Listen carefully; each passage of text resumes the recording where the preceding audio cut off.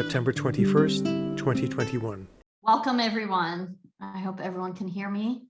Welcome to our first Religion, Conflict, and Peace Initiative webinar in our series this fall. My name is Hilary Rantisi, and I'm the Associate Director of the Religion, Conflict, and Peace Initiative, a program of religion and public life at Harvard Divinity School.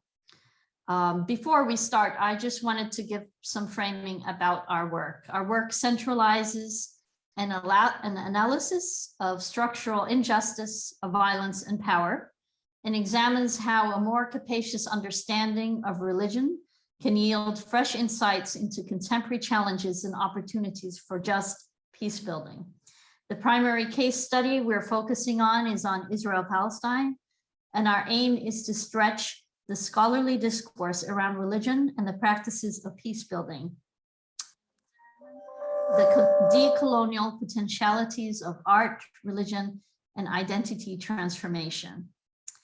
In addition to public events such as this one, RCPI, the Religion, Conflict, and Peace Initiative's programming includes offerings for Harvard students across the various graduate schools by providing a variety of learning experiences in the classroom, experiential and practical, all that build upon one another.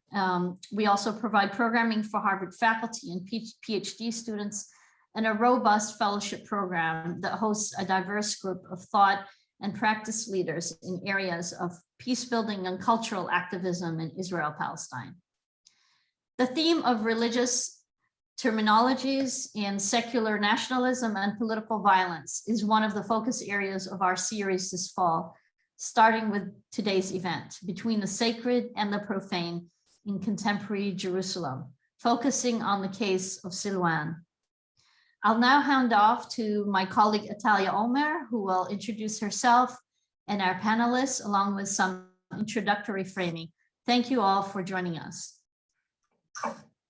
Thank you, Hilary, and greetings to our viewers now and in the future, once this event is posted and circulated.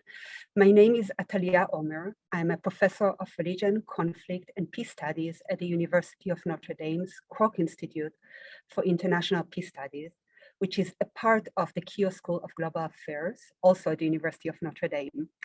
I am likewise the Dermot T.J. Dunphy Visiting Professor of Religion, Violence, and Peace Building at Harvard's Religion and Public Life program. And in this capacity, I work closely with the Religion, Conflict, and Peace Initiative, which hosts this event. So we gathered here a panel of scholars and activists who will examine the case of occupied East Jerusalem's Palestinian neighborhood of Silwan in the broader context of escalating Judaizing and annexationist policies. And we'll be examining in particular the role of biblical archaeology and ideologically driven tourism within this complexity. Just so that the audience can have a mental map, Silwan encompasses approximately 1,393 acres and consists of several different neighborhoods, and we'll hear more about it later. It is a home for approximately 65,000 Palestinians, some of whom are Palestinian refugees from the 1948 Nakba, or the Palestinian catastrophe that the establishment of Israel marked, and the 1967 war, which is often referred to as the occupation. Silwan is located south of the Al-Aqsa compound, or the Haram al-Sharif, or the Temple Mount. The fact that many of the Palestinian residents of Silwan are refugees telegraphs that there is nothing new about Israeli efforts to dispossess through a system of evictions and demolitions and, quote, rule by law, which is of course distinct from rule of law and international legal norms. Occupied East Jerusalem has long been target of what many call an ongoing Nakba, a characterization which links the contemporary and looming experiences of dispossession, evictions, demolitions, and inability to obtain building permits, to list just a few mechanisms, to the Nakba of 1948. The East Jerusalem neighborhood of Sheikh Jarrah has recently, around the escalations of May 2021, received media coverage along those issues, even in US mainstream venues. However, it is but one neighborhood targeted by escalating policies, which the Israeli human rights organization B'Tselem referred to using the label of apartheid, a recognized and applicable category in international law. Our focus today is Silwan, and it connects to this broader context of Jewish supremacy, which the B'Tselem report, among many other interpreters of the situation, examine. In Silwan, and specifically at the moment in the area of Al-Bustan, settlers organizations backed by the government want to establish a religious theme park complete with cable cars and other gimmicks. This is indicative of the systematic effort to take over Silwan through a combination of the mechanisms of biblical archaeology and purchasing Palestinian property by maneuvering a discriminatory legal system. And it reveals, once again, an escalation in efforts to Judaize occupied East Jerusalem and normalize Jewish access to the Al-Aqsa compound or the Dome of the Rock. So anxious to move immediately to our conversation, I will not belabor the audience with the extensive and impressive CVs and resumes of our speakers, and will only introduce them briefly, though I do encourage you to look these amazing speakers up and learn further about their respective works and scholarly contributions. Let me begin by my introductions with Dr. Toufic Haddad, who has lived and worked in the Sheikh Jarrah neighborhood and is the director of the Council for British Research in the Levant's Kenyon Institute, based in occupied East Jerusalem, and among other foci of research, has written innovatively on the effects of neoliberalism on Palestinian nationalism.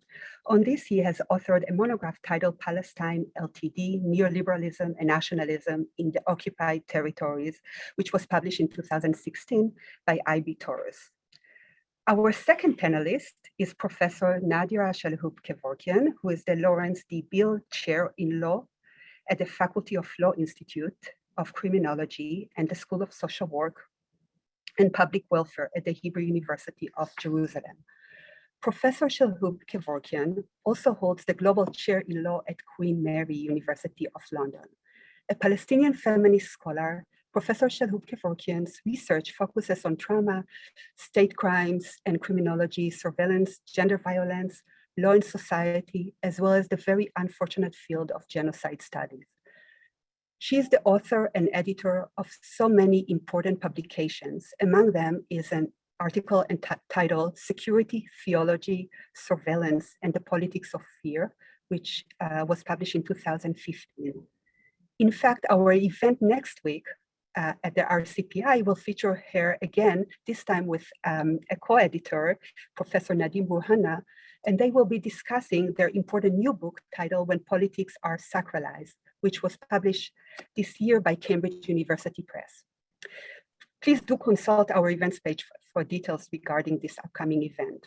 Our third panelist is Nadav Weiman, who is the Deputy Director of Breaking the Silence, an organization of veteran soldiers who have served in the Israeli military since the start of the Second Intifada and have committed themselves to exposing the Israeli and other publics to the realities of the Israeli occupation of Palestinians. Nadav will also help us clarify the links between the events escalating in occupied East Jerusalem and broader patterns of settlers, military, government collusion, and tracing a phenomena often captured in the concept of Hebronization, referring to of course, to the Palestinian city of Hebron. So more on this later. Let us now proceed, but before we do, I wanted to acknowledge my presence here in South Bend, Indiana, on the traditional homelands of Native peoples, including the Miami, Peoria, and particularly the Pokagon Potawatomi, who have been using this land for education for thousands of years and continue to do so. So with that, let me turn to Nadera. Let's start with you. And I wonder if you can share with us and explain the situation in Silwan, the violence of political archaeology in the city of Jerusalem more broadly, and the specific biblical grammar that informs the particular case of Silwan. Yeah, thank you, Talia. Archaeology and biblical grammar, as you know, are technologies that goes really beyond domination and in settler colonial dispossession and eviction and more.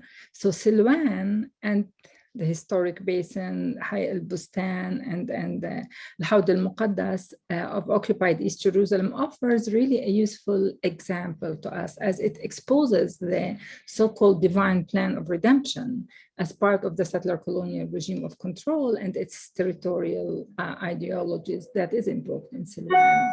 Silwan really serves as a dynamic example of the ongoing oppression of the Palestinian people and the confiscation of their property in the occupied East Jerusalem, with almost all Israeli government and its institution actively involved in settling and altering the character of Silwan. In addition, let me explain that to Israel's discriminatory planning and zoning regime, which creates unbearable living conditions for Palestinians in Jerusalem. And Silwan has been a site of aggressive government-supported settlement activities carried out by private Israeli settler organizations that I will be really talking about a little bit more. As a result, what we see today in Silwan, housing demolitions, forced evictions at the hand of the Israelis, high rate of child arrest, high rate of child injuries, and it's all going on. So Silwan is part of the so-called historic basin. And it's also a unique settler colonial geography, or maybe I would put it demography, insofar as Palestinians remain demographically dominant despite Israel's claims to sovereignty and all the violence. And scholars have also considered how biblical legitimation of the Zionist project have shaped the territorial self-fashioning of the Israeli society. Look at Nadia Abul-Hajj's writing or Nur Masalha. In the case of Silwan, the territorial dispossession by the settlements and the military occupation means sometimes that domination is often place specific, and that place is Silwan. So before showing you the maps, let me just stress that in our case, occupied East Jerusalem, Silwan, land dispossession is foregrounded in Jewish messianic ideas as a distinctive feature of the Israeli settler colonial regime, an important element of Zionist territorial production. And maybe I should remind you all that settler colonialism is a structure, not an event. And I will be explaining it more. So what happened in Silwan lies within that sacralized political framework. And in the context of Jewish sovereignty, Judaization, domination, erasure, there is this, everything is sustained through Jewish exclusivity and the fantasy of empty land. And what we see in Silwan is like the Jewish traditional religious images and concepts are generating radical nationalist activities of the settlers backed by the state. But let me go to sharing my screen and showing you the map of Silwan and what is happening. So this is Silwan, and Silwan is really very close to the wall of the old city. The street, as you can see here, is a street that have been changed tremendously to serve the settlers. And as you can see also, the old city of Jerusalem is divided into the Muslim quarter, Christian quarter, Armenian quarter, where I'm talking to you from, or Jewish quarter up to the way you put me because I'm in the middle, and the Western Wall, and Silwan is right here down. So you see the Dome of the Rock, the Al-Aqsa Mosque, and straight there you see Silwan. And the plan is by the settler is to connect the area, the Haram al-Sharif, with Silwan and to control the Mount of Olives. So this is the plan. So you have the old city here. This is the red is where the Jewish quarter, of course, it's expanded. With time, Ateret Kohanim and other settler organizations are taking over different places in the Muslim quarter and the Christian quarter, the entrance of Bab al-Khalil, Jaffa Gate, and so on. And there are, as you can see, this is the historic basin where Silwan is, and this is where the plan is to really Judaize and take over the area. So the map really takes us into showing how it's controlled. Now, let me talk about the two organizations that are really controlling Silwan, Ateret Kohanim and Elad. Let me start with Elad. Elad means in Hebrew, Aad Eir David. So it's to the city of David, yeah? So it's a settler organization that was founded in 86. It expresses really what they say is the continuing King David's legacy, strengthening Israel's current historic connection to Jerusalem. Ateret Kohanim, like Elad, are accomplished by seizing land and property from Palestinian family and forcefully evicting them. So Elad was founded by who? By David Be'eri. David Be'eri is the former deputy commander of the Duvduvan Special Force, which is the Mistarivim that really attacks Palestinians in their home. So he's from the military. He and the Jewish National Fund reached an unwritten agreement where Be'eri would locate property that belonged to Jewish families in the early 20th century, while the Jewish Fund would be responsible for evicting Palestinians. In 87, he had his eye on the Abbasi house, for example, in Silwan, and he posed as a tour guide in order to see the inside of the house. With the support of the land administration, Be'eri put the custodian of absentee property, and the Abbasi house was declared absentee. Later on, Elad broke into the house while the family was sleeping, suspended by ropes from the roofs. They broke windows and locks, invading the house while singing and dancing. So what Elad is doing is really using falsification, and when it's not possible, threats and violence. And Be'eri and his group managed to steal Palestinian property, evict whole families from homes, and he was awarded the Israel Prize for Lifetime Achievement, calling him, and I quote, both a man of the book, and of course a book is this sacralized biblical book, and a soldier.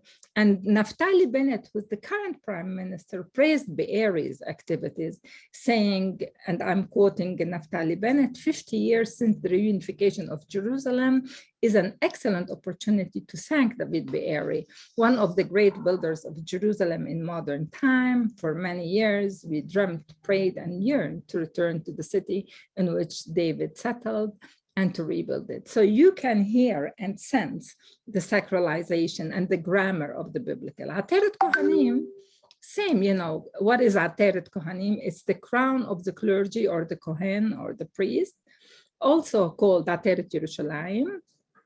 It's also an Israeli Jewish organization.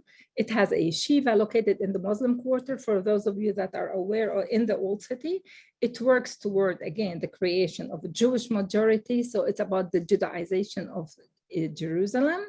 It is a settler organization that was founded in 81 and has been responsible for evictions of many Palestinian families from their homes, seizing properties, and it is assisted by Israeli authorities, mainly in the Old City, in Batn el-Hawa, Silwan, and so on. So what you see is that this power of the settler colonial geography that is translated into a different language, and that language is really a biblical language. And just to show you who are, for example, Elad's chair, group that is running it: Elie Wiesel, Nobel Prize laureate; Amos Yadlin, former military intelligence chief; Shlomo Aronovsky, former police chief. Shlomo, just look at the name. Israeli singer Yehoram Gaon have bought half of the Old City here.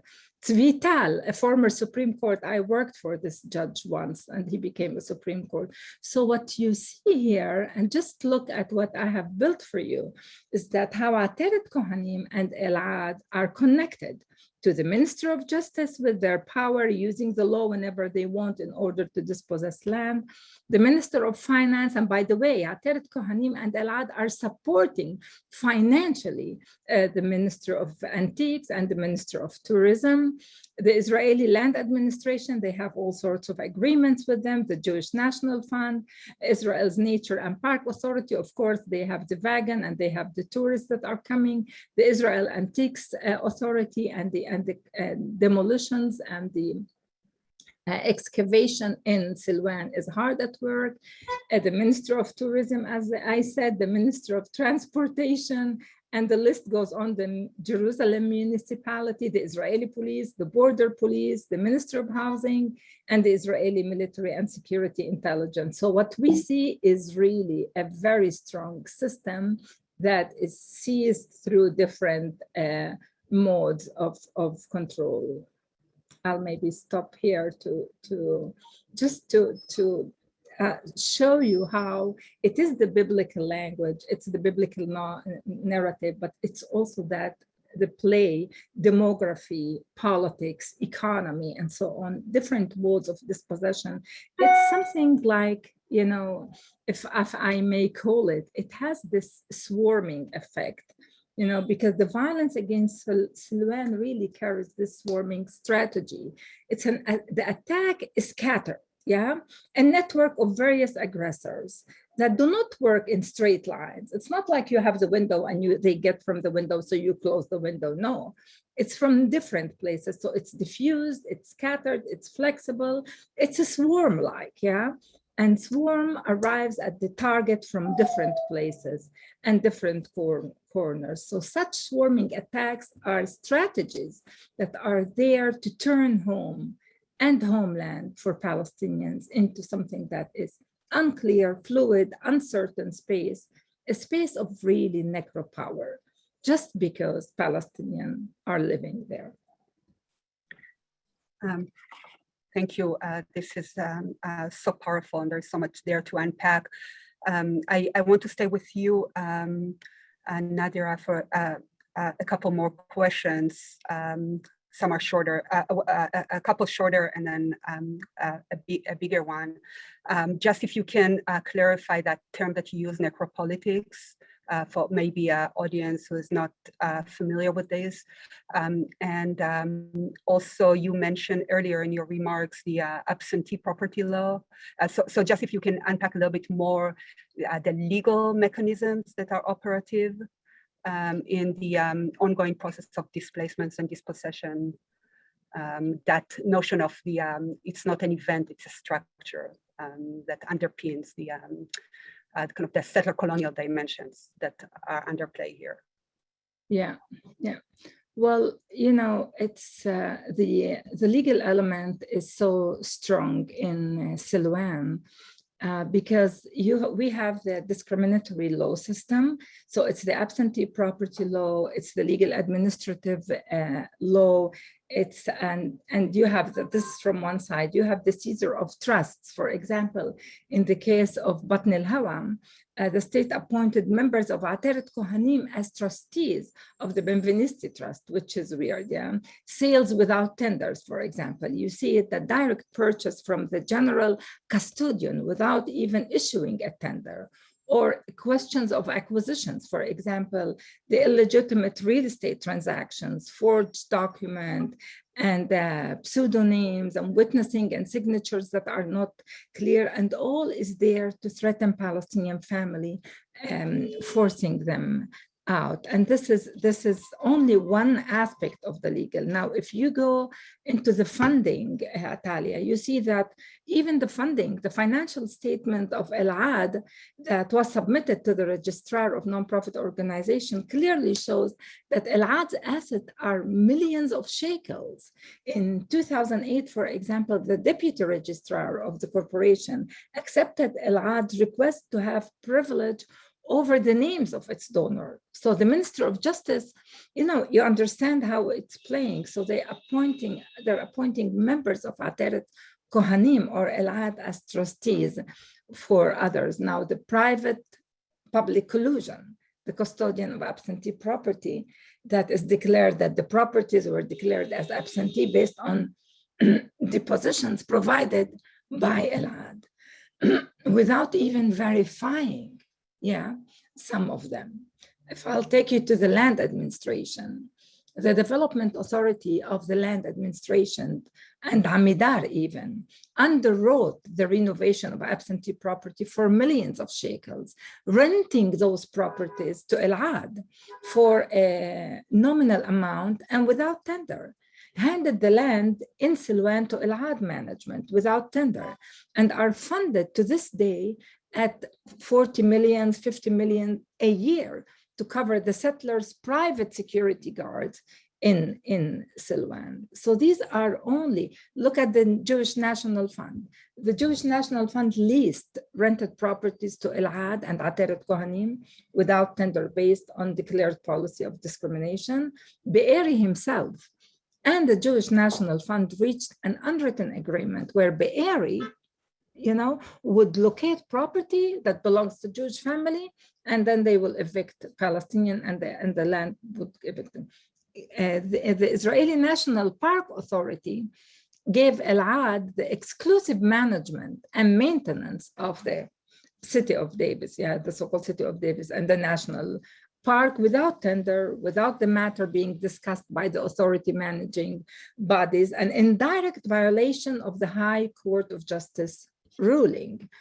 And the Israeli Antique Authority, that's another layer of complexity because they are conducting excavations of the city of David with almost exclusive funding by Elad and under a self-license for so-called, they call it the salvage excavations, So they're allowing it to excavate without license or supervision of the Archaeological Council and without a commitment to revealing the findings.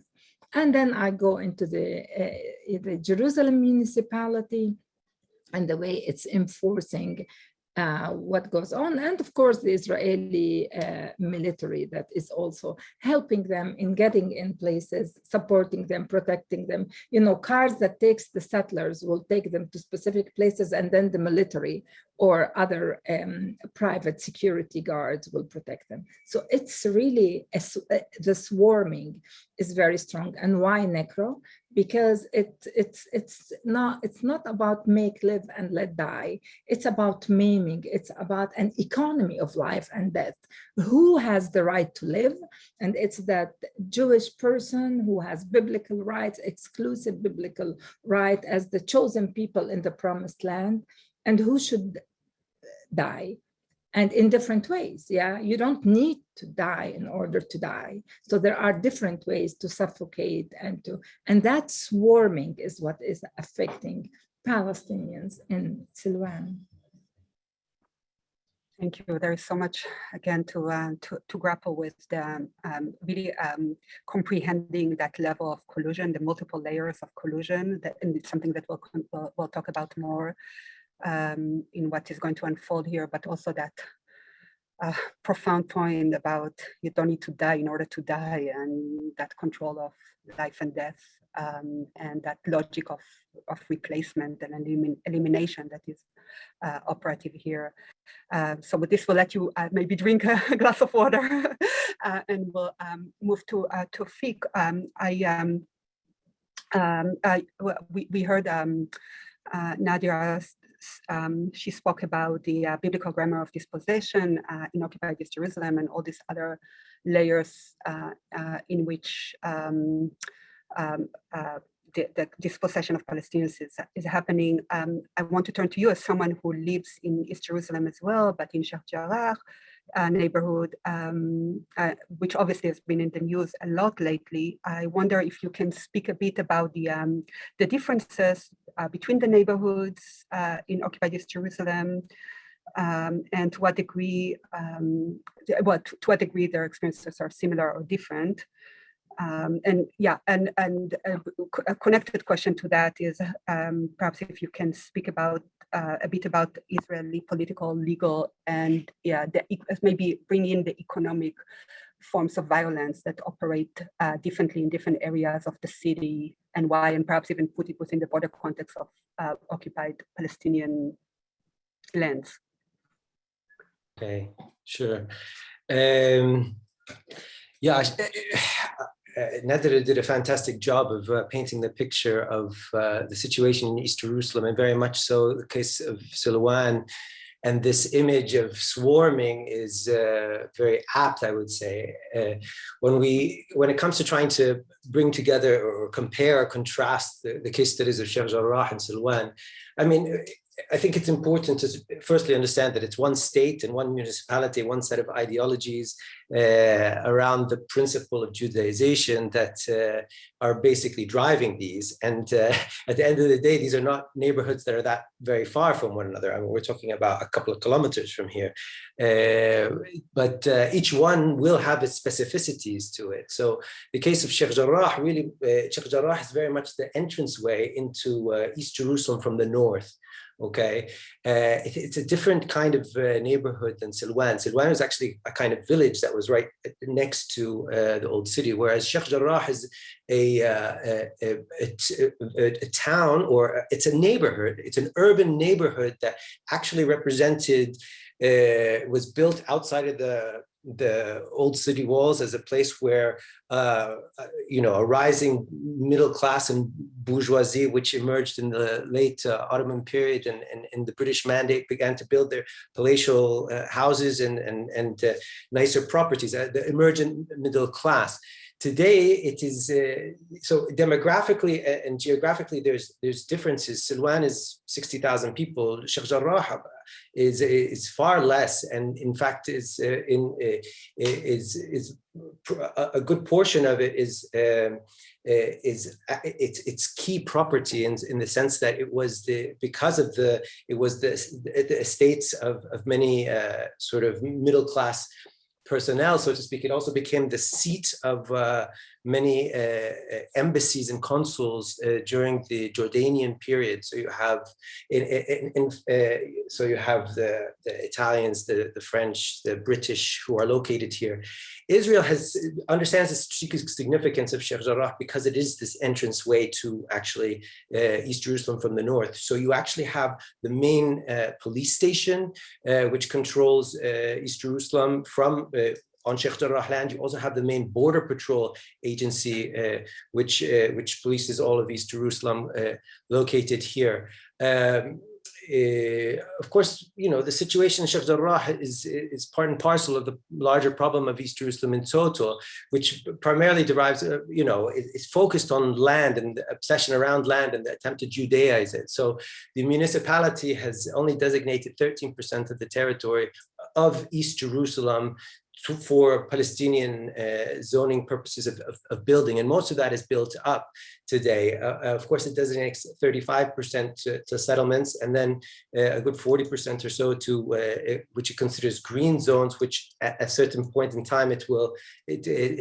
hands over towards Judaization purposes. The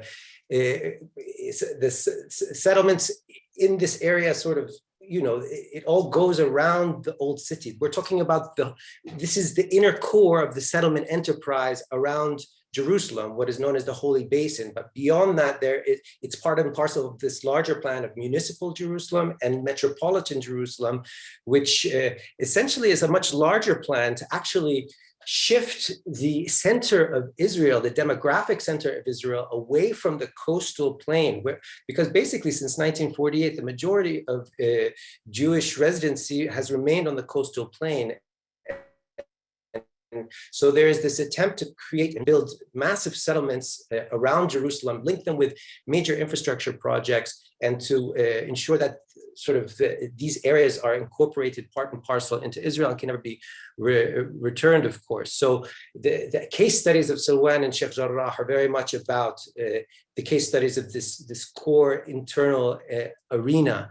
Sheikh Jarrah in particular is about sort of creating a west to east corridor across the northern part of East Jerusalem that basically cuts the Holy Basin off from its natural Arab periphery and the towns of Sharfat, basically, which is directly to the north. And that was partially accomplished through Hebrew University and French Hill settlement there. And there has been a lot of settlement activity because this was a bit more affluent area. There was more open spaces around here, and so the state went after these areas to take them up. The key settlement contest that took place in May, that it sort of erupted, was around this case study of the actual a population of Palestinian refugees who were settled in this area after the 1948 war, and the Jordanian government made agreements with the United Nations to settle them in these areas. And the same groups that Nadera is talking about are very much spearheading this effort to sort of, to implement the plan in the end of the day. And in part, they are doing it also around this politics of sacred politics, because in Sheikh Jarrah, they're claiming the Shimon Hatzadik cave was there, a religious figure. And in addition to taking up all these parcels of land around the territory. I think that the other interesting thing here is that you have all the areas that are very much on the front line of this sort of settlement and Judaization impetus. And let's not forget there's 2,000 Jewish settlers within the Holy Basin. But there's also like a Palestinian population here that's very much trying to hold on desperately to their land. And we saw it very clearly in this last set of protests and eruption over the summer. There were popular committees that were formed by the neighborhoods in each areas, and youth committees created, and they're cross-influencing each other and joining each other's demonstrations. With that said, I think the case study of Sheikh Jarrah sort of took quite a lot of prominence, I would argue, because not only did they have a particular leadership that could speak English and was media savvy. We have the El Kurd twins who were on Time magazine's top 100 most influential people. They were able to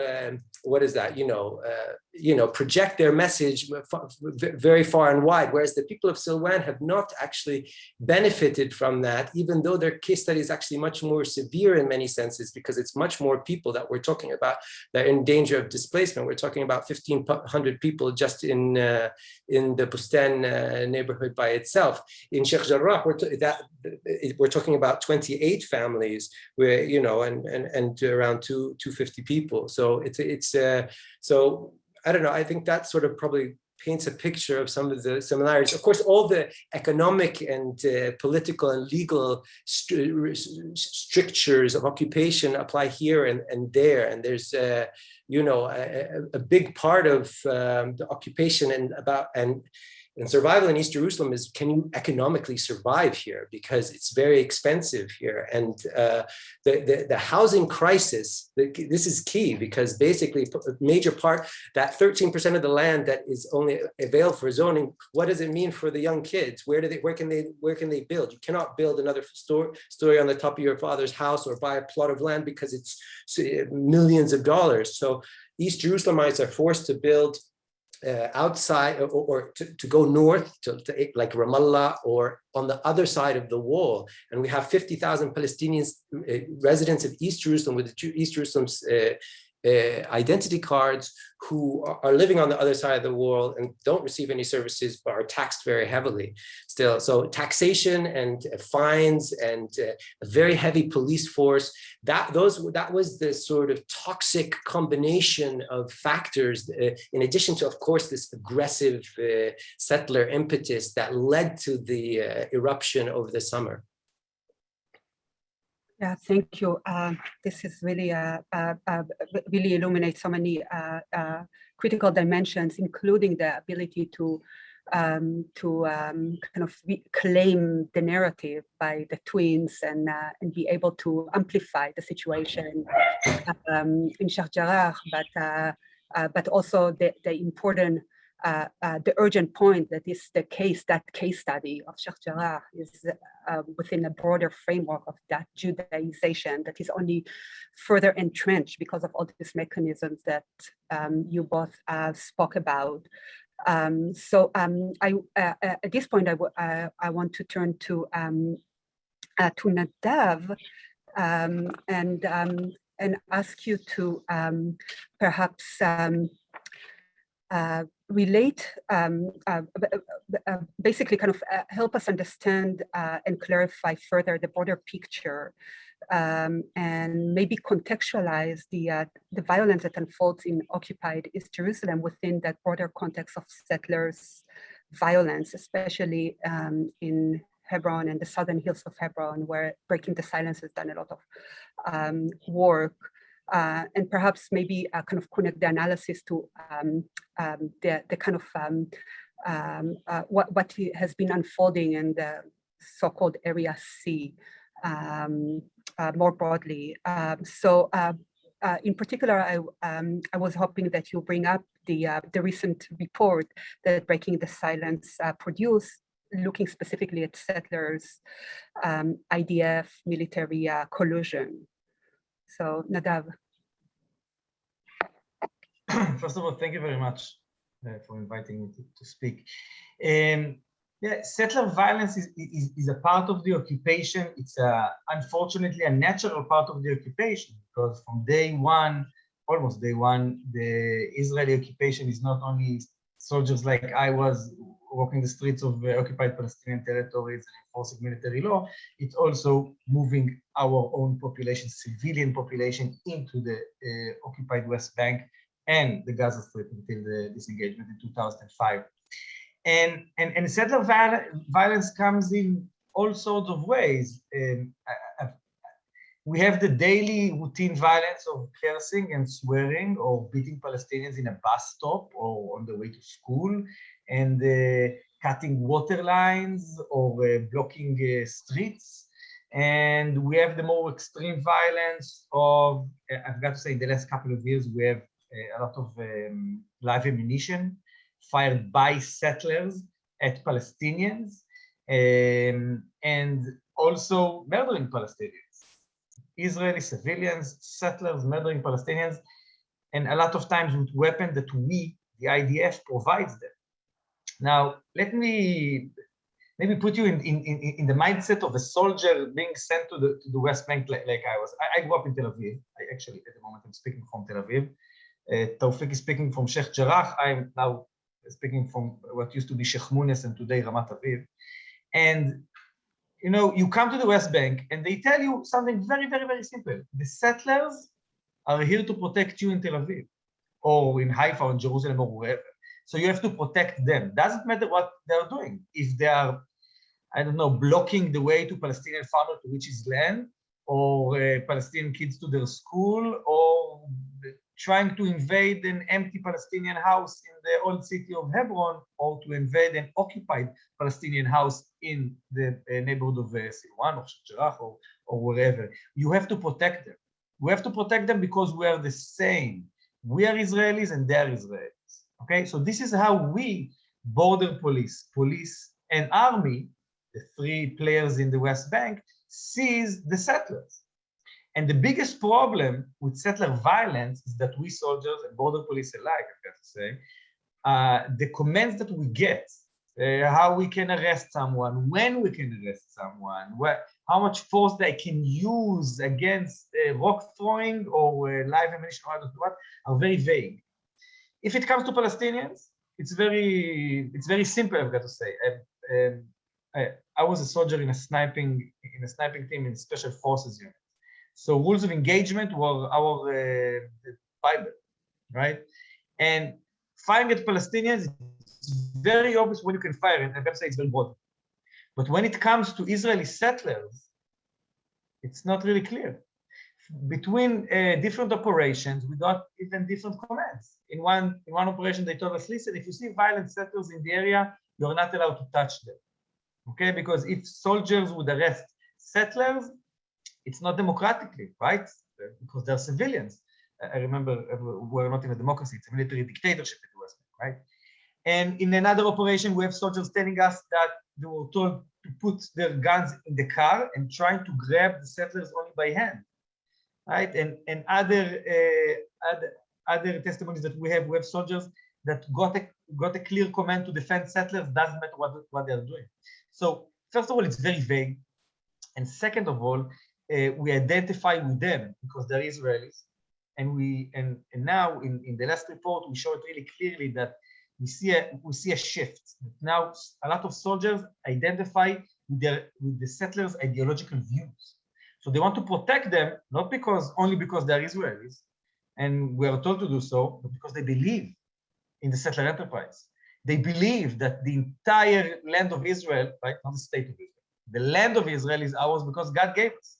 I'm a Jewish man myself. I don't think that the fact that God gave us this land means that we can do everything that we want to Palestinians, right?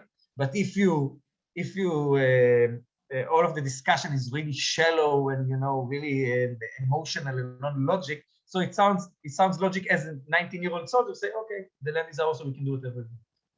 But the biggest thing about settler violence, particularly I've got to say in East Jerusalem, and where I spent most of my time in the last 10 years, Hebron, the South Hebron Hills area, is using what Toufic just mentioned about Shimon HaTzadik in Sheikh Jarrah, is using religious sites or graves, even, by the way, if they're not proven that they were Jewish graves or Jewish religious sites, to draw us, the security forces, to protect settlers in whatever they want to do. It means a couple of years ago, settlers decided that they found the grave of Otniel Ben Knaz in H1 in the Palestinian part of Hebron. And since then, every weekend, around November, they have a weekend that they can enter the land that we signed on an international agreement in 1997, that part belongs to the Palestinian Authority and they were not supposed to be over there, but they get 1 day a year to go inside. And that is the most violent weekend in the year in Hebron. It's called Shabbat Chayei Sarah. It's when you read the parsha in the Torah about when Abraham brought the tomb, the patriarch, and the story of Hebron. So they are using religious sites as a place, to start entering into area that we're not supposed to be in. H1 in Hebron or A and B territories in the West Bank, but also in East Jerusalem. And I know East Jerusalem, it's a different story, right? Annex East Jerusalem, and whatever is happening in East Jerusalem can happen over here in Tel Aviv. But again, it's a different world, right? Between us, me and Toufic, there's what, an hour drive, even less, but it's a different universe, right? So settler violence is used by settlers to gain their political goals. But in the last couple of years, I can say 10 or 15 years, we can see that the settler right wing invaded into the IDF. A lot of the commanders now in the IDF come from the Zionist, the religious Zionists. And we can see with soldiers on the ground, not because they are bad, not because they are evil, because this is the commands they are getting, they are actually taking the settlers by hand to do whatever they want to do. Again, take over a field, to take over a house, to do all of that. And it was mentioned over here a couple of times, private security guards. So you have to understand that private security guards, privatization and the occupation, it's too, we can talk about it for another day, right? But private security guards a lot of times give us commands, give IDF soldier commands, because in our eyes, they're professional, they're older than us, they know something that we don't. And a lot of times we get those commands and we say, okay, it's true, because we have checkpoints in the West Bank, all around, all of the checkpoints between proper Israel and Palestine were privatized in 2006 and are run by private security companies. And over there, soldiers, they see private security guards as the people that says how things are supposed to be. So private security guards inside areas, especially like that, are super dangerous. They use their firearms, they give us commands, and you don't have breaking the silence in the private security companies, right? You don't have people from inside saying, oh, whoa, let's look in the mirror, because they are over there by choice, right? And the salary, by the way, is very good, and I can talk for hours. And if I'm not mistaken, it's 30 million shekels a year, something like that, only for the private security companies in East Jerusalem, right? So if I can say one last thing about settler violence is that a lot of people inside Israel, they see settler violence as, first of all, as there's a whitewash language to call it price tag. Price tag is something that the settlers invented. There is a price tag. If we, the IDF, do something that the settlers don't want, the price tag will cut 20 olive trees in Ireland to where we throw Molotov bottles on Palestinians in Ireland. So for Israelis, the price tag is only because the settlers are angry of something and we need to enforce the law better. But actually, it is a part of the occupation. We have the army and we have the civilian militias by settlers, because as I said, the IDF is giving settlers automatic weapons to defend themselves. And unlike the USA, gun laws in Israel are very tight. And you are not allowed to carry or to own automatic weapons in Israel. The only one who can carry automatic weapons are police, border police, and army, and settlers. Settlers are the only civilians in the land of Israel, not the state of Israel, because the land of Israel, that can carry automatic weapons that we give them. So I see a settler.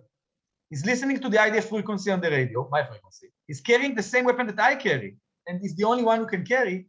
And he's, giving me, come to my post at night, giving me cake, coffee, take me to tours in the old city, in the Wailing Wall. And the next day I see that he's beating Palestinians on Silwan, or his kids are blocking a street because now it's the holiday of Sukkot. So I won't do anything because he's my friend. He's on my side. I'm on his side. Okay? So settler violence is a part of the mechanism of the occupation. It's not a disease of the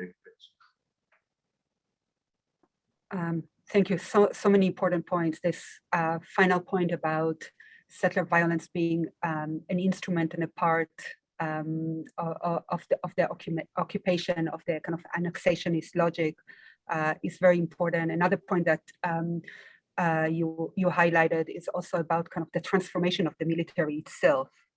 And which is something very important, kind of the religionization of the military that is reflective of dynamics and changes within Jewish Israeli society, partly because of the ongoing occupation and so forth, and the impunity that Israel receives, so that it doesn't kind of put pressure into social and political shifts within Israeli society.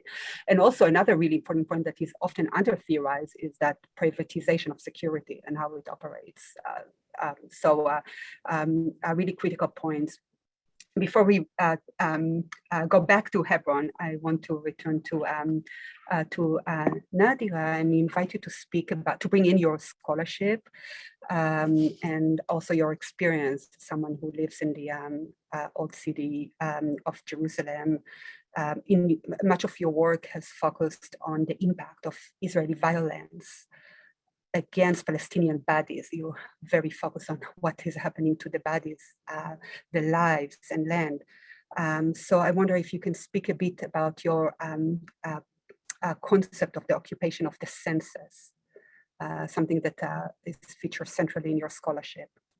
Yeah, thank you. I just want to continue Nadav's point and connect it to my work and my scholarship on price tag, because price tag is not like settlers' violence. It's, as I write in my work, I'm a criminologist, so it's hate crime, and it's state hate crime, because the violence is against Palestinians because they are Palestinians. So it's from the graffiti on the walls where they write death to the Arabs, and Muhammad is dead, and Jesus is son of a whore, and so on, to burning trees, to burning entire families. These are the acts of, and it is state hate crime because they are not being punished, and clearly the state is staging who is the sacred and who is the profane, as a Palestinian scholar, Salim Kamari, would frame it. And I think that what happened here is that they have created a carceral specialities, and Silwan, as in the old city, in the Muslim quarter, where all of a sudden we have the Hakotel Hakatan, the small wall, western wall, where they're also dispossessing and causing so much harm. It's a military state. Everybody goes to the military, everybody can carry gun, and Palestinians are being treated, and the gendered aspect of it, just seeing the settlers carrying those rifles. So the rifles and the penetratability of the rifles are, according to my writing, it's an extension of their penises. It's another mode of telling the Palestinians, and this is how we're dispossessing you. Now, as to the occupation of the senses, again, I want to share my screen just to show you.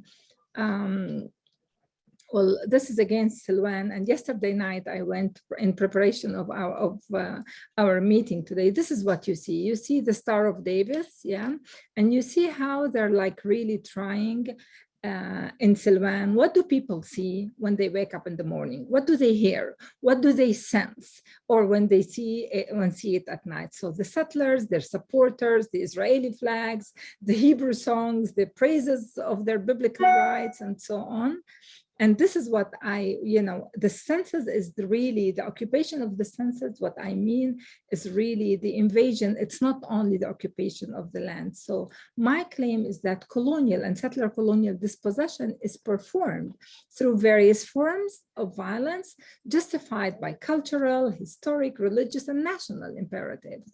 And I defined this form of violence as the occupation of the census, and I'm referring here to the sensory technologies. I mean the performances, the theatricality, as you see in the picture, that manage bodies, language, sight, time, and space in the colony. So I analyze the parades of the settlers, and the parades of the settlers are very telling. The flag parade in Jerusalem. I analyze the marches. I analyze festivals. The light festival that is so heavy on our stomachs. The music festivals that has nothing to do with our music, performed in Palestinian cities, with the slogans, with the chants, with the graffitis, and so on, that are very religious and nationalist. So they wake up in Silwan to see the flags of the settlers on their homes, and at night they go to sleep with the Star of Davis. They have the safari, Elad has it's a safari. Again, the swarming is sensory, because it's visualized. So Elad has this tourist wagon, and is one of the many ways that the colonized space is permeated with sensory violence. It's a site for the tourists to really joy over their property, their sacred rights, their rightful property, and it really produces a violent atmosphere to the Palestinian. Now, the sign on the wagon, on the other side, it reads, "It all started here." So again, going to your first question, Atalia, which is the biblical claim, the biblical grammar. So this message really conveys the centrality of the biblical past within Zionist settler ideology, and this attempt to establish a Jewish identity as existing since time immemorial, in contrast to Palestinian, which is temporary and fragmented and can be evicted, erased, is exactly what I mean by my concept of necropolitics. Now continue, here you have the tourists that are coming and the invasions and the marches that you see, the mass conversations, that conversions of Palestinian spaces into Jewish theological and national sites, And this is of course, you can notice it's the flag parade, and the songs are really horrible: to burn your, to burn your village, Yimach Shema Palestine, that the name of Palestine will be erased. This is the entrance of Bab al-Amud, Damascus Gate. And of course, the excavations that are causing houses in Silwan to collapse. And there is this, the tunnels that they're building from the Western Wall, from the old city into Silwan. So the connection, the Minister of Transportation, of course, is turning a blind eye. The demolition of houses. And let me remind you all that demolition is not only done by the bulldozers. We have a higher rate of self-demolition, so as not to pay the money for the bulldozers and the soldiers and the police that will come and protect the Israelis from the zoological other, the animalized other that is the Palestinian. Of course, child arrest is another mode of occupation of the senses, because these are the kids that are seeing, feeling, smelling what goes on. And how many kids? Malik Isa was 13-year-old when he lost his actual eye, and Muhammad Yusuf Burkhan, 17 years, while the soldiers are there. So this is what I mean by the importance of looking not only at the occupation of land, but at also the penetratability with that swarming effect that you really do not know where is it coming from. Thank you so much. This is again so so profound and overwhelming. I mean, the slides, I mean, that sign on the vehicle, the safari vehicle says, Safari of Ancient Jerusalem. I mean, it really kind of embodies that notion of the occupation of the census and occupation in all its layers and absurdities as well. So I want to remind the audience to post your questions in the Q&A. And I want to return to you, Nadav, and then also pose that basically the same question to Nadera and Toufic as well. And that goes to the issue, just kind of that concept of Hebronization. And since you are spending so much time in Hebron and you are leading tours, and actually this is when we met you, our team at the Religion, Conflict and Peace Initiative at Harvard, when we took students before the pandemic, and we took the Breaking the Silence tour. And I remember walking through the streets, and of course that Shuhada the street only for Jews. And you spoke, and we had a conversation around whether this embodies what the occupation is about, or is it kind of, or is it just kind of an extreme manifestation that everything else is different in intensity and logic than what we see in Hebron? So I just want you to reflect on that, your understanding of Hebronization, and then also turn with this question to Nadera and Toufic, your reflection on this. So first of all, I want to say something about what Nadera just said. It sounds so like, about Silwan, sounds like so like Hebron. You know, the Star of David, the neon Star of David on the houses. So in Hebron, we have the same thing with flags in the last 25 years, the huge flags. But also 8 years ago, IDF soldiers erected a huge menorah on Tel Romeda base. It's the highest base in Hebron. So in each point you stand in the old city of Hebron as a Palestinian, you will see the menorah. Now it's inside the military base. It doesn't have any defense idea behind it. It doesn't shoot lasers or missiles. It's a menorah to show that this is our city, right? And we have a new archaeological park in Tel Romeda that was built, and now I'm quoting the settlers of Hebron, to be the next King David trails in Jerusalem, in Hebron, to bring schools, to bring universities over there. And it was developed by a budget of 11 million shekels, only for settlers, of course. The Palestinians are not allowed to enter over there. And what you said about the parades and celebration in Silwan, so we have the same things in Hebron. We have Purim parade. Each Purim in February, there is a settler parade in Palestinian neighborhoods, guarded heavily by soldiers, and all of that. And that's what I said. That's what I mean in Hebronization of East Jerusalem or elsewhere in the West Bank, actually.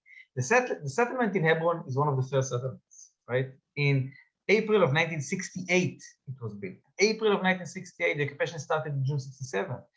And we can see the exact same mechanism, taking a couple of houses in key places in the heart of the city. In the case of Hebron, as close as we can to the tomb of the patriarch, one of the most holiest places for the Jewish and Muslim religion on planet Earth, right? But also closing street, just like in Silwan, just like now in Lest Main Sheikh Jarrah, that we saw a huge investment by the state of Israel in education, in public transportation, only for settlers, right? Only for Jewish settlers.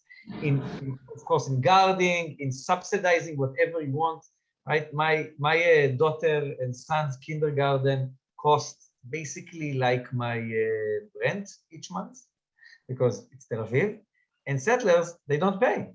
It's for free. I pay for their kindergarten. I pay for their buses. I used to be a high school teacher. And if you want to rent a bus to go to the museum or something, it costs a lot of money. Each settler council has its own bus company, and also in East Jerusalem that I pay for, right? So everything is subsidized. So the exact same mechanism that we see in the past 40 years in Hebron, we see accelerated in the last couple of years in Jerusalem, elsewhere in the West Bank. And Atalia, you connected to what the right wing or settler call it, the battle of Sitter, right? And I think that's true in Judaizing the area, right? Under the Oslo Accord, sea territories are not supposed to be part of Israel. They're not. It doesn't say anywhere, right? But for the right wing in Israel now, and I've got to say, most of my work in Breaking the Silence is with teens before the army service and after the army service. We meet about 12,000 of them a year. And when you talk with them, they understand, they think that sea territories is ours, or East Jerusalem is ours, or Hebron is ours. And because of that, how Palestinians have even the audacity to live over there or try to resist or anything because it is ours. So Hebronization or violence, and it's institute violence by the IDF and the State of Israel, and it's the civilian violence by settlers, is a mechanism, and it really it's aligned with here in Israel. I grew up in Tel Aviv. I thought the first time I met Palestinians in my life it was when I was a soldier in the West Bank. But I sailed a lot in Tel Aviv and have a lot of friends that I sailed with them from Jaffa, but I thought they were Arabs. This is what they told me. They were Arabs, they're not Palestinians, right? We study in different schools, we go to different places to hang out, we speak different languages, we don't learn anything about the culture of Palestinian culture. I used to be a history teacher for in high schools. When we teach our kids about Palestinians prior to 1948, we refer them as street gangs. Every time there's a clash between the Zionist movement and the Palestinian national movement, it's called pogroms, like it's anti-Semitism or something like that. So when you see Palestinians, when you see East Jerusalem, when you see Hebron, when you see all of that, say, okay, they want to push us to the sea because we're Jewish, right? Not because we are occupying army, not because we're not connected anywhere. And the State of Israel really works a lot that we won't be connected. So the main street of the second largest Palestinian city in the West Bank, the Shuhada Street in Hebron, that is closed only for Palestinians because of the biggest massacre that was ever done by an Israeli, the Goldstein massacre on 25th of February 1994, it's something that in occupation in Israel, it sounds logical. For 10 years, I guide tours almost every day with Israelis and internationals. And Israelis, when you take them over there, they say, okay, there was a problem, there was a security problem. There is a reason why we closed the street. I live in Tel Aviv. There was a lot of bombings in Tel Aviv during the Second Intifada when I was in high school. We didn't close Dizengoff or even all the main streets of Tel Aviv to Tel Avivians, right? That doesn't make any sense. But in the occupied territories, it does make sense, right? Why? Because security, the magic word, right? The smoke screen that covers everything. Yeah, really important that ethos of security, and also the point about kind of the relationship between sacred spaces or that biblical grammar and sacred times and political violence and how it plays out, as well as the point about the subsidies. So we have neoliberalization, but also subsidies of the settlement project. And another point is really to ask the question of how exactly is that kind of investment that we see in Elad and all this settlers organization, how different it is than the kind of the original Jewish National Fund. This is kind of a big issue that now many like an organization like Zochrot is grappling with. So I'll turn now to Nadia and Toufic, and I'm aware that we don't have much time, and there was one question about if you can thread it into your own reflection, what people are doing to resist. That this is a question about resistance, especially in Silwan. Yeah, well, I must say something about Nadav's because I think naming and using names is very important. So it's not the IDF for me. It's really an occupying forces, and I don't differentiate between private security and non-private security because that's one. And in whether it's Hebronization, I'm really wondering because it's not like I live in the old city. I live in the Armenian quarter. We used to have a cross that Mr. Khashadurian put long time ago before at the entrance in Jaffa Gate, and the refusal of the settlers to walk beneath that cross, because it's exactly in the arch in the Armenian Quarter. They forced him to take it out. Yeah. So some people have the power to keep their menorahs, whatever, but the Palestinians in the old city, Christians, Armenians, Greek Orthodox, Muslims, and so on, are not. And this is where, like, really the creation of carceral specialities that sometimes are not really with built walls, but they're there. And therefore, I think that we need to be very, very careful. And I just connected to my book, my 2015 book, that is called Security Theology. So you have the two theologies, the biblical theology where God gave them the land and you can't argue with God, and then the security theology where it's Israel's security. So then you can't argue with security. And that's the trap that you're putting. So it's in Jerusalem, I see it clearly. In the old city, I see it clearly. But believe me, I see it in Ramallah when I'm in Ramallah, and I see it in Jenin and in Nablus and in Nazareth. So I don't know whether it's Hebronization. And for a person who even worked as a mental health worker with the people that were injured after the Goldstein massacre here in Maqasid Hospital, I really feel that we need to rethink the concepts. Now, as to resistance, listen, sumud and steadfastness to me is hard at work.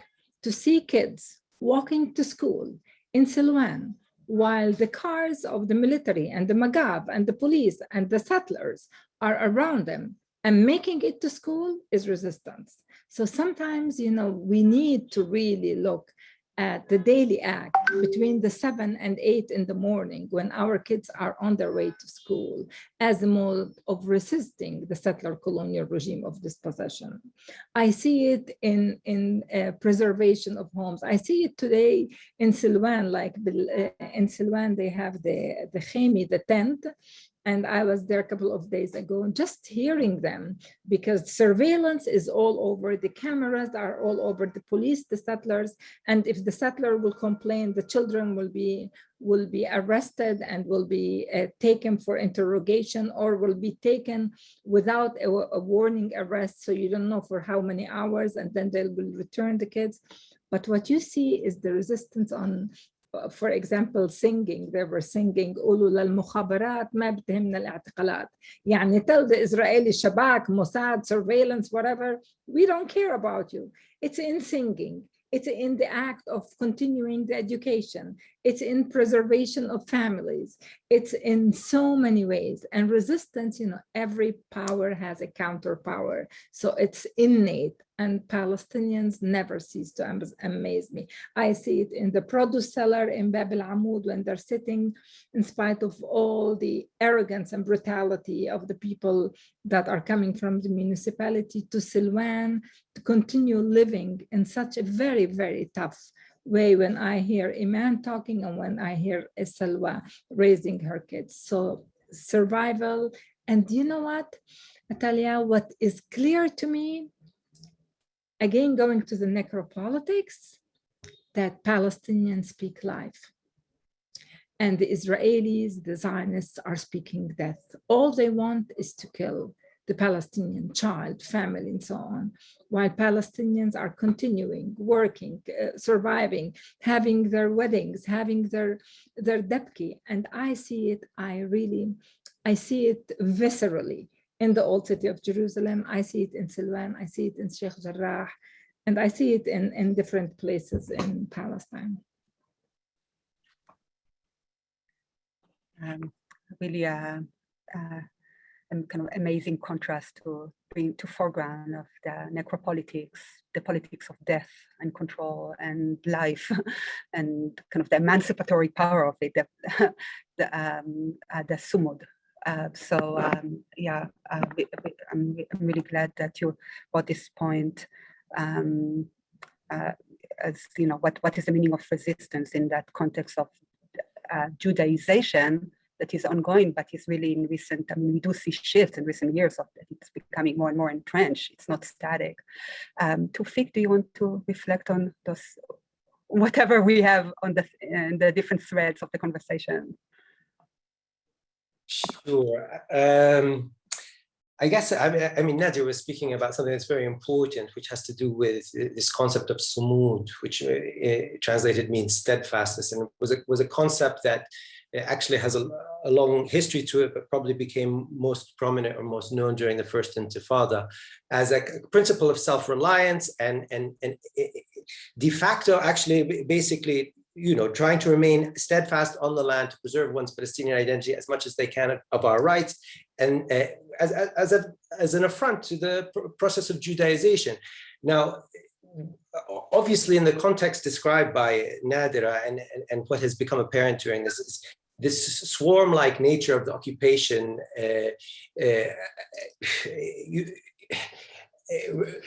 I think a key part to understand is that, particularly since the Oslo peace process began in 1993, there have been, each different part of the Palestinian people have been affected by the policies of Judaization in different ways. Some people are behind walls, some people are in Area A, Area B, Area C, in H1, H2, in Gaza, in East Jerusalem, in 1948 Palestine. There's a wide stratification of governance regimes and laws which are in practice and which govern, between quotations, Palestinian life. But de facto, these laws are about ensuring Israeli security and propagating the politics of Judaization in the end of the day. So I think what's important to understand is that this affects the character of Palestinian resistance. In toto, the concept of survival in and of itself is actually important to assert, and that's what Nadera is getting at there. But obviously, there are many different strategies and but the politics of survival is important, because if the larger politics and strategy of Israel is actually Judaization, and Israel has actually never abandoned the concept of the concept of the Jewish state and a Jewish majority, we need to actually look at very clearly, how is that going to actually be maintained? How is that created? We have to acknowledge that was created through ethnic cleansing, and it actually can only be preserved through policies of continual harassment and killing people and dispossession, and or acts of extreme gerrymandering, which de facto is what we see the Oslo process did, creating a whole syntax of different laws and regimes that kind of confuse the equation. At the end of the day, if you were an alien, though, and you came down from outer space, you'd see still 13 million people in this territory, and 6.5 million are Palestinian and 6.5 million are Jewish. Okay, so that's all subterfuge, to be frank. Existence, in one way, is actually obviously this major form of resistance. And I would argue that the PLO, the Palestinian National Movement, is actually probably waging this struggle, is attempting to wage a long-term struggle, because de facto the problem is there's a recognition that a continued presence of Palestinians on their land, self-identified as Palestinians, de facto would negate the Jewish state in the long term. Okay, so there's an element of the long game being played. It's not being led by the PLO per se, but I also don't want to discredit what they're doing. At the same time, that does not substitute for on the end of Palestinians in their communities are on the receiving end of a spear, and people want to fight, and they want to push back, and they want to resist in different ways. But there is also a crisis of how to resist, and it's not clear that the Palestinians have actually clarified how to do this. The alphabet soup created by Oslo and the fragmentation created by Oslo fragmented the Palestinian body politic and made it very difficult for forms of resistance to coalesce. And that's actually why the events of the last period were actually so important in May, particularly the May 18th strike day that was called, because it was the first day where a pan-Palestinian strike was called from the river to the sea and from the north to the south, and everybody participated in a common struggle around a common agenda, which was a very powerful thing. And Palestinians felt that power because they missed the fact that their politics has been shredded by Oslo on this discourse and the different regimes and the different kind of politics out there. At the same time, we do need to acknowledge, I think, important crises in the Palestinian strategies of resistance, because the formal peace process, if had nothing, it didn't lead to anything, and on the contrary, it actually laid the groundwork for the strictures of apartheid to be implemented, and putting that behind the discourse of peace and security. Armed struggle is not a particularly winning game when it comes to Israel. At most, I mean, Gaza has tried to develop Gaza, the most wretched of the earth, who nobody sees, or recognizes, live in a polluted environment that is not fit for living. 2 million people, I don't need to go through the statistics of it. Obviously, they've developed military attempts at resistance. At best, that is able to achieve some form of minimal deterrence, perhaps, but also at a huge cost. Popular resistance, what is known in Palestinian discourse as popular resistance demonstrations, what we saw in East Jerusalem, is also very difficult to sustain in a long term. You have, especially with the new geography that exists, and obviously the tools that Israel has at its disposal, from collaborators to fines to arrest to killing to torture to it's very difficult to sustain that, particularly without a broader periphery of supporters that can push back Israel and can support the Palestinians. And that's where I think the end of this discussion actually really needs to be heading to, because in and of themselves, it's questionable whether the Palestinians will. We know that there are active agents and mechanisms that are attempting to push Palestinians off their land, and they're doing it daily.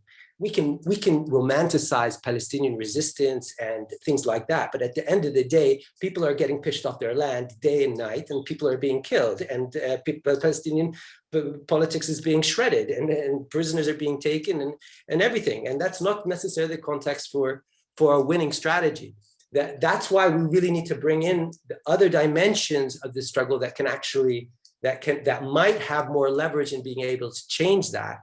And here I would argue that particularly folks in the Western world, and particularly intellectuals, but I address this audience, I'm not blind to who I'm talking to, will have a very important role in that. When we talk about the politics of Judaization, that's an old school policy. It's not just Hebron and the brutality of Hebron. We're talking about Jewish agency and the Jewish National Fund and many Jewish communities and many settler groups as well. I'm not putting them all in the same, but the concept of the little Jewish little blue box that everybody used to put their money in. These are the people who were spearheading things in the past and until today. And we can't be blind to that. So part of this discussion needs to bring in the political discussions in the West around Western support for this project that allows Israel to get away with so many things, assuming that they're just sort of the friendly state, America's best ally in the region, and relying upon sort of the politics of demonization of the Palestinians and obfuscation around the peace process to try and hide what is ultimately a brutal apartheid, entrenched ethnic cleansing regime here that has continuity to it throughout the past, and today is in a particularly advanced stage. And we need to really recognize that. And the peace process doesn't exist at all as a thing. It's not a conflict resolution mechanism. It's conflict management and conflict liquidation. So, and liquidating one side, allowing one side to liquidate the other. So we need to be very frank about these elements, and particularly identify the elements of the Western world which facilitate this, because groups like the settlers are actually charitable organizations in Boston or in New York or in Philly or wherever. And so there's a major role of facilitation, whereas the Palestinian resistance doesn't just have to look like a Palestinian raising their family here. It can look like, why are American tax dollars going for these kinds of politics? So I think that ultimately that's also part of Palestinian politics. It's because it's not about just looking at the Palestinians as these victims or as these romantic heroes. It's about that we're all enmeshed in this struggle somehow, and we're all implicated in it if we don't do anything. Yeah, I think this is such a critical point about, not to romanticize just like survival. This is very important. and also this other dimension about the impunity that Israel has enjoyed for a century, over a century, of the Zionist movement and then Israel. Now with the US particularly complicit, not only implicated, but complicit.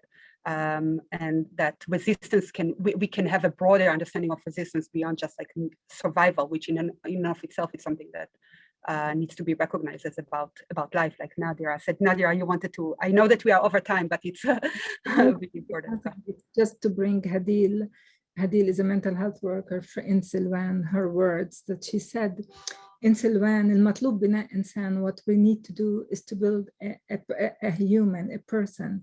وأحيانا بشعر بالعجز. Sometimes I feel really debilitated.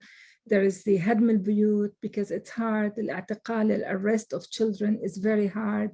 And she feels that there's zulm. There's always, that oppression that is really قهر, that feeling of oppression and feeling of, inability to help. Sometimes she said, sometimes I feel like I want to withdraw, but I don't have the ability to do it because مجبورة أكمل. I must continue. And if these are her words, the word of Hadil that is seeing the everyday dispossession and oppression and the pain, I want your audience and the audience to understand that there are people that are paying a high price. It's not a legal issue only. It's not a political issue only. It's not a religious and biblical issue. It's people that are suffering. It's kids, it's families that are feeling unsafe, that they know that their house, their life will be demolished.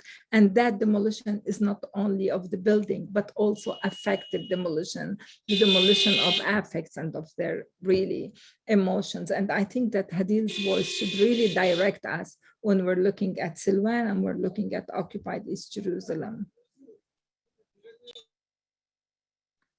Thank you. I think that with those words about the body and the human, the embodied perspective that you just articulated, this is a very appropriate place to conclude momentarily, because we will continue in those conversations. For instance, what Toufic mentioned, the whole issue of the fragmentation, the policy of fragmentation, and what it means, also how it is embodied in Palestinian experiences, and how it's being challenged, is something that we'll be looking at and deepen the conversations, because it is important to have those conversations in that academic space, or in that intersection of the academy and the policy and the practitioner spaces, where this work of maybe decolonization can happen. So I just would like to thank you, to thank the this really amazing and esteemed panel. We spoke about the biblical landscapes and settlers' theologies and the contemporary entrenchment of political and other forms of violence.